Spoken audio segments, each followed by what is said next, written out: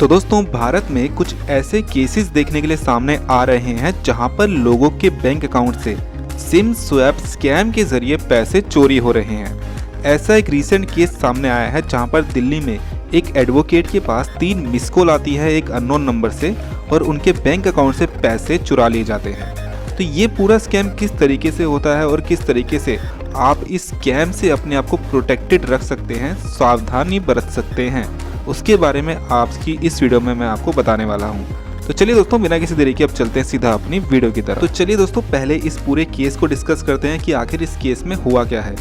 ये कहा जा रहा है कि कुछ रिसेंट टाइम में जो दिल्ली में रहने वाली एक एडवोकेट है उनके बैंक अकाउंट से लाखों रुपए यहाँ पर चोरी हो गए हैं।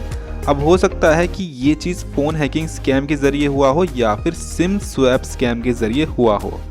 उनके पास एक अननोन नंबर से 3 बार मिस कॉल आती है और उसके बाद उनके बैंक अकाउंट से लाखों रुपए यहाँ पर चोरी हो जाते हैं। दिल्ली पुलिस साइबर सेल का ये कहना है कि लॉयर ने ना ही उस अननोन नंबर से आई कॉल को रिसीव किया, ना ही कोई अपनी पर्सनल डिटेल शेयर की और ना ही कोई अपना OTP शेयर किया। उसके बावजूद भी जो लॉयर हैं उनके बैंक अकाउंट से यहाँ पर लाखों रुपए चोरी हो जाते हैं। इसी तरीके से यहाँ पर फरवरी मंथ में भी एक प्राइवेट स्कूल टीचर के बैंक अकाउंट से करीब 1,50,000 रुपए 8 ट्रांजैक्शन के जरिए चोरी कर लिए गए थे, वो भी 3 घंटे के अंदर अंदर। जो स्कैमर्स हैं उनके पास जो टीचर हैं उनके दोनों बैंक अकाउंट का एक्सेस उनके पास चला गया था। इस पर टीचर का ये कहना था कि ना ही उनके पास कोई कॉल आई, ना ही उनके पास कोई मैसेज आया और ना ही उन्होंने अपना बैंक OTP किसी के साथ शेयर किया। हालांकि उनके पास भी एक अननोन नंबर से मिस कॉल आई थी जिसके बाद उनके बैंक अकाउंट से ये पैसे चुरा लिए गए। तो फ्रेंड्स यहाँ पर क्वेश्चन ये आता है कि ये सिम स्वैप स्कैम आखिर है क्या। तो दोस्तों जैसे जैसे यहाँ पर बैंकिंग सर्विसेज में एडवांसमेंट होती जा रही है वैसे वैसे आपने देखा होगा कि हर बैंक की अपनी एक एप्लीकेशन लॉन्च होती है।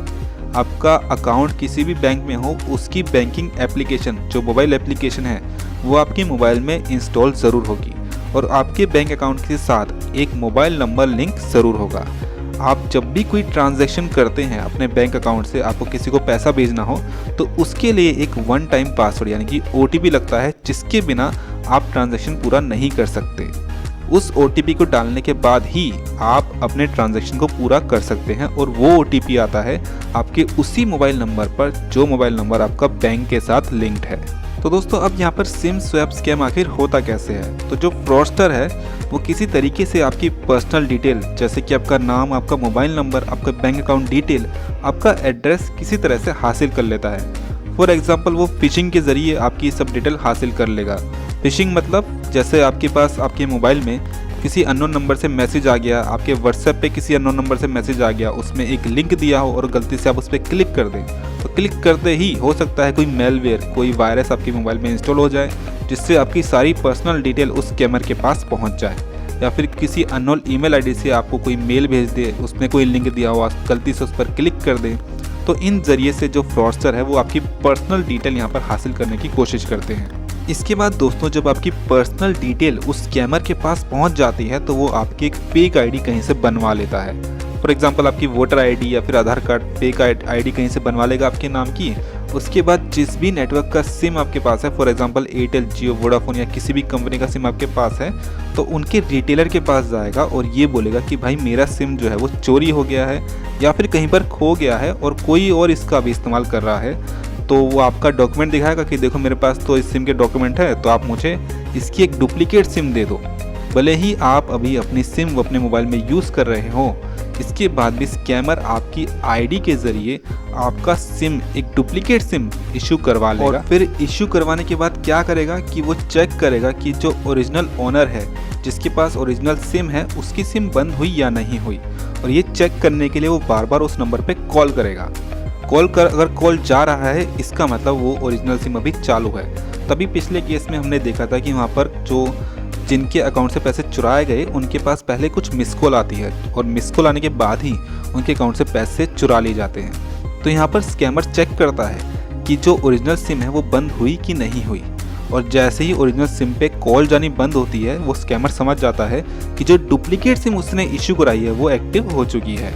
जिसके बाद वो क्या करता है, अब क्योंकि डुप्लीकेट सिम जो है वो स्कैमर के पास है तो वो ईजिली OTP के जरिए जो ओरिजिनल ओनर है उसके बैंक अकाउंट से पैसे चुरा लेता है। तो दोस्तों ये तो बात हो गई कि सिम स्वैप स्कैम होता कैसे है। तो अब बात करते हैं कि आप इससे कैसे बच सकते हैं। तो सबसे पहली चीज़ ध्यान रखिए, जब भी किसी अननोन नंबर से आपके पास कोई मैसेज भेजा जाता है, आपके व्हाट्सएप पे या फिर नॉर्मल SMS आपके पास भेजा जाता है, अगर उस पर कोई भी लिंक है तो तुरंत ही उस मैसेज को डिलीट करिए, उसे कभी भी ओपन मत करिए और कभी भी उस लिंक पर क्लिक मत कीजिए। या फिर अगर कोई अननोन ईमेल से आपकी ईमेल आईडी पे मैसेज आता है तो कभी भी उस ईमेल को मत खोलिए, उसे डायरेक्ट डिलीट मारना ही यहाँ पे सबसे बड़ी समझदारी वाली बात होगी। साथ ही आपके जो बैंक अकाउंट का लॉगिन अकाउंट का पासवर्ड है उसे समय समय पर अपडेट ज़रूर रखिए। साथ ही दोस्तों बैंकिंग ट्रांजैक्शन अलर्ट्स को रजिस्टर ज़रूर करवाइए अपने बैंक में, ताकि अगर कोई भी ट्रांजैक्शन आपके अकाउंट से होता है तो उसका मैसेज तुरंत आपके मोबाइल पर और आपकी ईमेल आईडी पर आ जाए। साथ ही दोस्तों अगर कोई व्यक्ति किसी अननोन नंबर से आपको लगातार मिस कॉल दे रहा है तो उसे इग्नोर बिल्कुल भी मत कीजिए, उसकी कंप्लेंट डायरेक्टली पुलिस में करवाइए। अगर इन केस आपके साथ कोई फ्रॉड हो जाता है तो इमीडिएटली अपने बैंक अथॉरिटीज़ के साथ कांटेक्ट करिए और अपने बैंक को ब्लॉक करवाइए, ताकि आगे की जितनी भी ट्रांजैक्शन है उसके लिए आपका जो अकाउंट है वो ब्लॉक हो जाए और कोई भी ट्रांजैक्शन फ्यूचर में आपके अकाउंट से ना हो पाए। तो दोस्तों ये थी हमारी आज की वीडियो, जिसमें मैंने आपको बताया है कि सिम स्वैप स्कैम क्या होता है और किस तरीके से आप इससे बच सकते हैं। उम्मीद करता हूँ आपको वीडियो पसंद आई होगी और इन्फॉर्मेटिव लगी होगी। अगर लगी है तो प्लीज़ वीडियो को लाइक करना मत भूलिएगा और अगर चैनल पर पहली बार आए हैं तो चैनल को सब्सक्राइब करना मत भूलिएगा। मैं मिलूंगा दोस्तों आपसे अपनी अगली वीडियो में, तब तक अपना ध्यान रखिए। धन्यवाद।